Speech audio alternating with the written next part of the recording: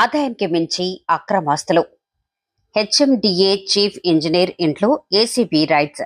Hyderabad July 14 నగరంలో మరోసారి ACB సోదాల కలకలం రేగింది. HMDA chief engineering Bachu Ravinder ఇల్లు కార్యాలయంలో ఏసీబీ అధికారులు తనిఖీలు నిర్వహించారు. ఈ రోజు అనగా మంగళవారం ఉదయం నుంచి సోదాలు కొనసాగుతున్నాయి. బచ్చు రవీందర్పై ఆదాయానికి మించిన ఆస్తుల కేసు నమోదైన నేపథ్యంలో ఏసీబీ దాడులు నిర్వహిస్తోంది. అక్రమంగా ఆస్తులను కూడబెట్టినట్టు చీఫ్ ఇంజనీర్పై ఆరోపణలు ఉన్నాయి. దీంతో ఏకకాలంలో 12 ప్రాంతాల్లో ఏసీబీ అధికారులు సోదాలకు దిగారు. ఏసీబీ డీఎస్పీ మాజిద్ అలీ ఖాన్ ఆధ్వర్యంలో సోదాలు కొనసాగుతున్నాయి. ఇప్పటికే రవీందర్ నివాసంలో పలు కీలక డాక్యుమెంట్లను స్వాధీనం చేసుకున్నట్లు తెలుస్తోంది. ఆస్తుల పత్రాలతో పాటు వివిధ ప్రాంతాల్లో ఇళ్ల స్థలాలను అధికారులు గుర్తించారు. రవీందర్ నివాసంలో బ్యాంకు లాకర్లను గుర్తించినట్లు సమాచారం.